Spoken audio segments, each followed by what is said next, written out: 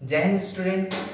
Previous video में हमने बात किया था अबाउट चार्ज। तो चार्ज क्या था? Loss and gain of electron is called charge. Charge का फॉर्मूला था Q is equal to Ne, where N is the positive integer and E is the charge of electron. हमने पढ़ा था कि charge कितनी तरह का होता है। चार्ज दो तरह का है। हमने पढ़ा था पॉजिटिव चार्ज और नेगेटिव चार्ज। पॉजिटिव चार्ज कब होगा? जब इलेक्ट्रॉन का लॉस होगा। नेगेटिव चार्ज कब होगा? जब इलेक्ट्रॉन का गेन होगा। चलिए उसी सीरीज को हम आगे बढ़ाते हैं। हम लोग चार्ज के बारे में पढ़ रहे थे। तो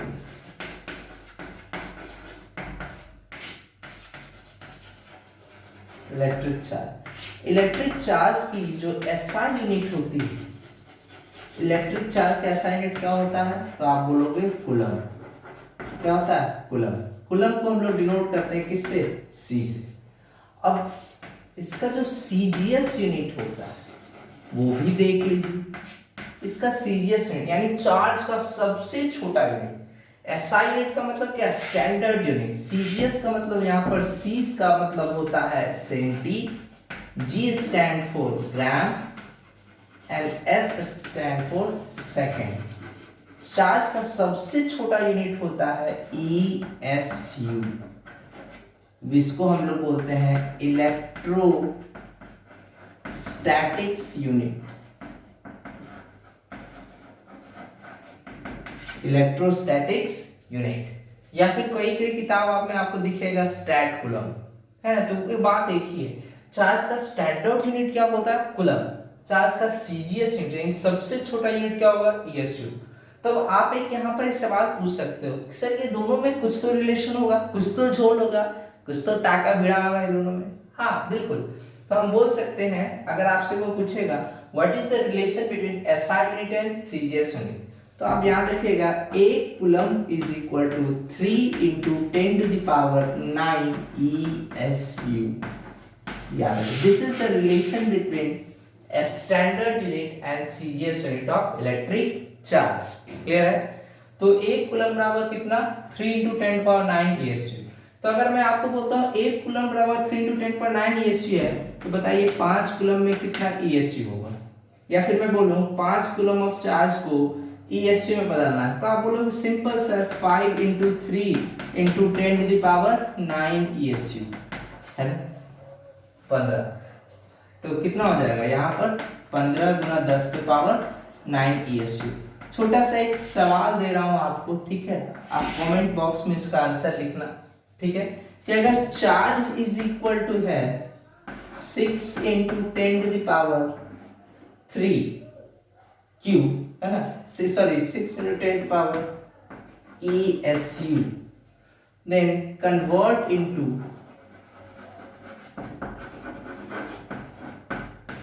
कूलम। चार्ज का वैल्यू दे दिया है 6 गुना 10 पे पावर 3 ESU। आपको इसको कूलम में बदलना है, ठीक है। छोटा सा सवाल है, मैं इसका आंसर आपसे कमेंट बॉक्स में पूछूंगा, ठीक है। बस कुछ नहीं करना, एक दूसरे से पलट देना है, ठीक है। चलिए समझ आया? ओके, मिटा देता हूँ इसे। क्लियर है? चलिए चलिए मिटा देता हूँ। कैसा लग रहा हूँ मैं आज? एकदम झकास। अरे अपनी बड़ाई करते हो। चलिए कोई बात नहीं। हाँ, अब हम लोग ध्यान देते हैं प्रॉपर्टीज ऑफ चार्ज पे। Properties of electric charge. Properties of electric charge, ठीक है। इलेक्ट्रिक चार्ज की प्रॉपर्टी पे हम बात करते हैं। तो आप बोलोगे सबसे पहले कि कितनी तरह का चार्ज होता है? तो there are 2 type of charge. कितनी तरह का चार्ज जो होता है वो कितनी तरीके का होता है? 2 तरीके का। एक आपका पॉजिटिव चार्ज, एक आपका नेगेटिव चार्ज, ठीक है।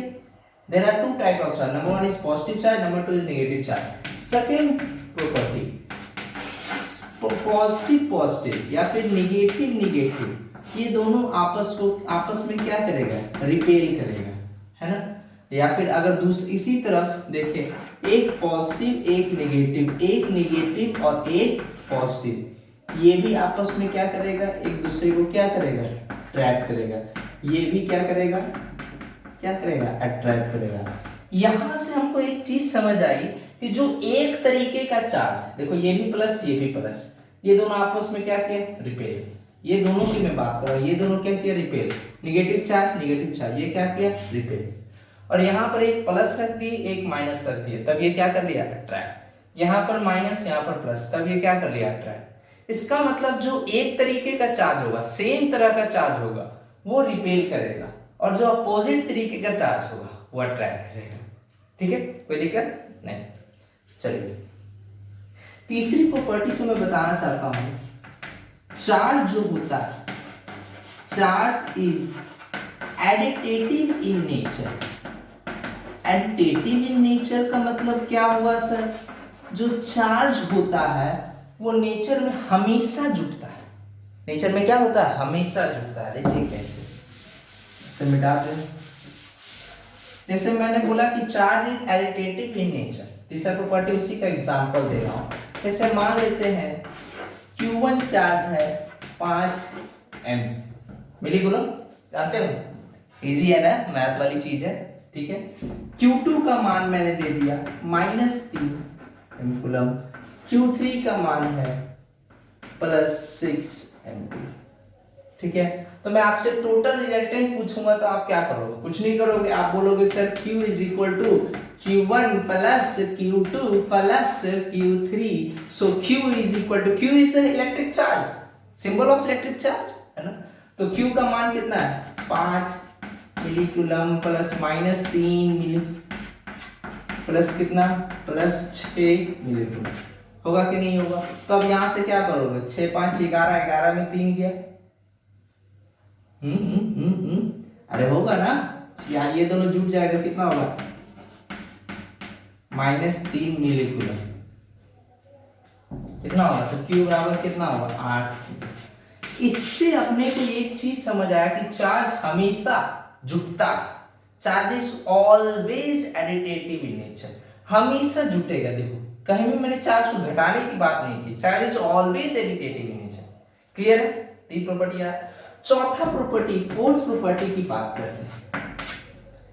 फोर्थ प्रॉपर्टी में बात करता हूं कि आइसोलेटेड सिस्टम में, कैसा सिस्टम, आइसोलेटेड सिस्टम है। मान लो ये बॉडी आइसोलेटेड है, ठीक है, तो आइसोलेटेड सिस्टम में मान लो मैं बोला कि ये बॉडी क्या है, आइसोलेटेड है, आइसोलेटेड सिस्टम। तो आइसोलेटेड सिस्टम में जो चार्ज होता है, क्या किसी में बात कर रहा हूं, आइसोलेटेड सिस्टम की। तो आइसोलेटेड सिस्टम में मान लो मैंने यहां पे रख दिया पॉजिटिव चार्ज, तो आइसोलेटेड सिस्टम में जो चार्ज होगा वो हमेशा it will always remain conserve, always remain conserve. Clear नहीं है, कंजर्व की स्पेलिंग गलत है तो कोई बड़ी बात नहीं, I am a physics teacher not a English का। मैं बात कर रहा हूं कि आइसोलेटेड सिस्टम में चार्ज हमेशा कंजर्व्ड रहता है। क्लियर है, तो प्रॉपर्टीज की हम बात किए कि पहला कितनी तरह का चार्ज होता है सर, दो तरह का, पॉजिटिव चार्ज और नेगेटिव चार्ज। सेम चार्ज, एक जैसा चार्ज क्या करेगा, रिपेल करेगा, अपोजिट चार्ज क्या करेगा, अट्रैक्ट करेगा। चार्ज नेचर में कैसा होता है, तो आप बोलोगे सर चार्ज नेचर में कैसा होता है, एडिटिव इन नेचर होता है ना। आइसोलेटेड सिस्टम में चार्ज हमेशा क्या होगा, कंजर्व होगा। इसके बाद हम लोग आगे पढ़ेंगे conservation of mass theories, energies को एक दूसरे से रिलेट कर देंगे। ठीक है, इसमें कोई बड़ी बात नहीं है। चलिए ठीक, मिटा दूं, चलिए लिख ले। अच्छा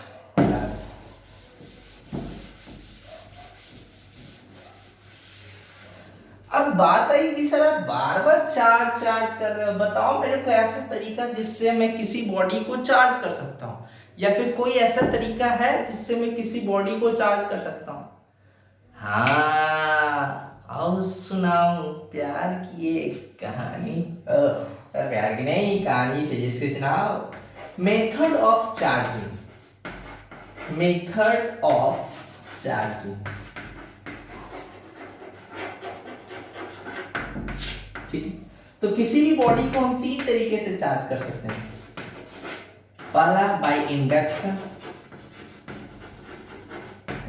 दूसरा बाय कंडक्शन, सी, तीसरा बाय रबिंग। इसको हम लोग एक और नाम देते हैं बाय फ्रिक्शन।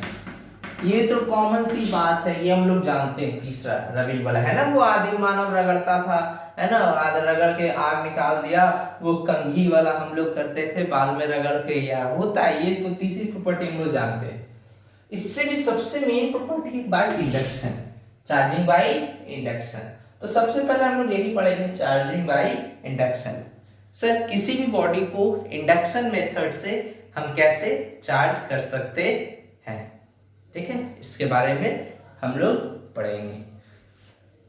क्लियर है? तो इसके बारे में हम लोग पढ़ने के लिए चलिए पढ़ते हैं।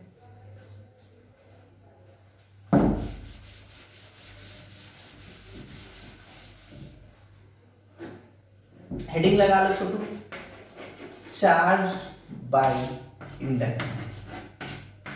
ये एक तरह का प्रोसेस है, ठीक है, इंडक्शन एक तरह का प्रोसेस है। ये सी है छोटू, ठीक, चार्जिंग बाय इंडक्शन। ये पहले होता क्या है चार्ज बाय इंडक्शन, क्लियर है? तब आपको समझ आएगा।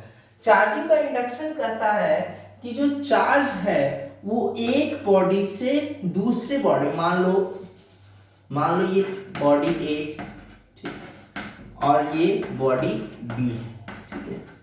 तो इंडक्शन प्रोसेस क्या बोलता है कि एक बॉडी से दूसरे बॉडी पर क्या ट्रांसफर हो जाएगा, चार्ज। क्या ट्रांसफर होगा, चार्ज। एक बॉडी से दूसरे बॉडी पर आप चार्ज को ट्रांसफर कर सकते हैं, ठीक है।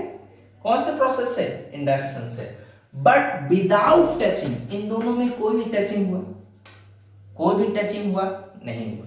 तो इंडक्शन प्रोसेस यही करता है कि sir when charge is transfer from one body to another body, when charge is transfer from one body to another body without any physical contact, बिना इन दोनों में किसी भी तरह का फिजिकल कांटेक्ट होने के बावजूद।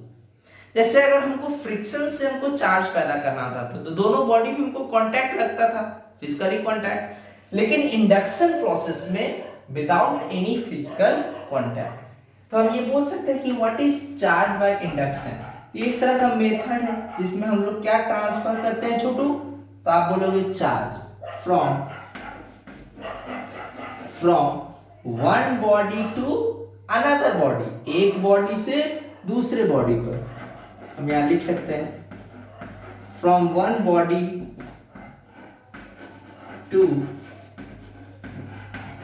Another body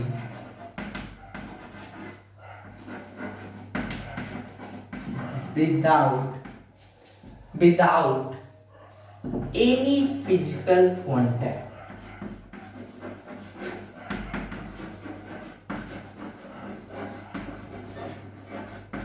without any physical contact. इसको रट्टा नहीं मारना, बस ऐसे समझना कि चार्ज एक बॉडी से दूसरे बॉडी पे क्या हो गया, ट्रांसफर हो गया। Transfer of charge from one body to another body without any physical contact. बिना किसी फिजिकल कॉन्टैक्ट के आप एक बॉडी से दूसरे बॉडी तक अगर हम चार्ज को ट्रांसफर कर देते हैं तो वो क्या कहलाता है, चार्ज बाय इंडक्शन। क्लियर है? सर ये आपको डिफिनीशन बोल दिए, डिफिनीशन बोल दिए, साइंस है, फिजिक्स है, physics needs a proof, physics को प्रूफ की जरूरत है। हम कैसे मान लें कि चार्ज ट्रांसफर होता है, सवाल है कि नहीं। हम कैसे मान लें कि चार्ज एक बॉडी से दूसरे बॉडी पे बिना किसी कांटेक्ट के ट्रांसफर हो जाएगा। Give me a proof, give me an experiment, give me practical example. Yes या नो, मन में सवाल उठ रहा है? चलिए आइए इसका सॉल्यूशन देखते हैं। मिटा दे, चलो ठीक है।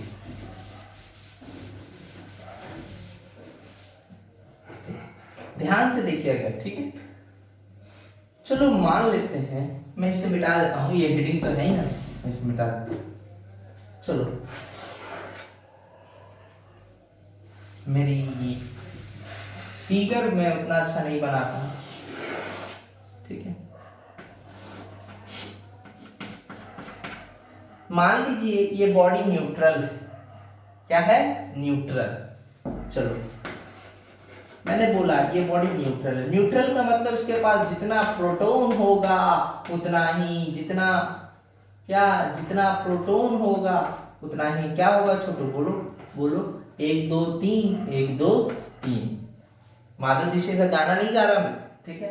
देखो इसमें प्रोटॉन की संख्या कितनी, पॉजिटिव चार्ज कितना 3, नेगेटिव चार्ज कितना 3। अब न्यूट्रल है तो रैंडमली मूव करेगा, है या नहीं? चलो ठीक है, मान लेते हैं ये केस 1, ठीक है, इसको मान लेते हैं केस 1। अब इसी बॉडी, सेम बॉडी है, ठीक है, इसको दूसरे डायग्राम में मैं बता रहा हूं, सेम बॉडी है, वही बॉडी है,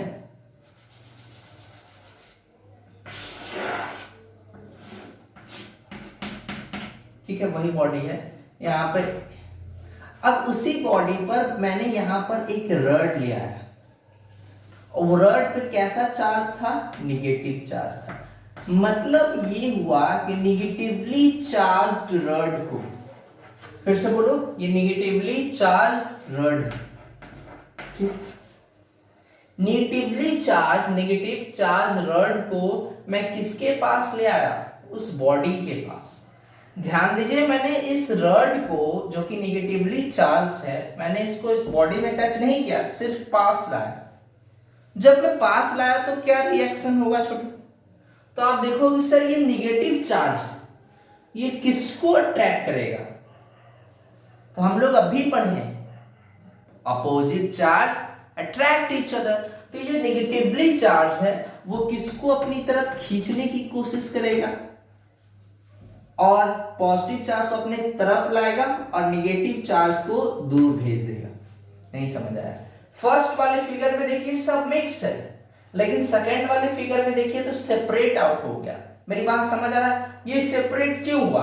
क्योंकि ये नेगेटिव चार्ज था, इसको अपनी तरफ खींचा और सेम चार्ज को दूर कर दिया। अब कई बच्चे यहाँ पर सवाल पूछेंगे, सर ये नेगेटिव चार्ज था, क्या ये पॉजिटिव चार्ज को अपने इस गोले के मतलब बाहर से भी तो खींच सकता, इतना खींचे कि ये पॉजिटिव चार्ज इसके बाहर निकल जाए। तो हम उतनी पावरफुल नेगेटिव चार्ज को रड को लेकर उसके पास नहीं जाएंगे, स्ट्रॉन्ग नेगेटिव चार्ज रड को लेकर उसके पास नहीं जाएंगे, हल्का फुल्का लेके जाएंगे कि दोनों चार्ज को क्या कर दे, सेपरेट कर दे। ठीक है, समझ आया? कोई दिक्कत नहीं। केस 3 पे चलते हैं। वही रड को वही रड है, ठीक है। अब मैं क्या यहाँ पे फिर ये यहाँ पे क्या है, नेगेटिवली चार्ज रड है, यहाँ पे 3 पॉजिटिव। अब मैंने क्या किया, यहां से अर्थिंग कर दिया। This is the symbol of earthing.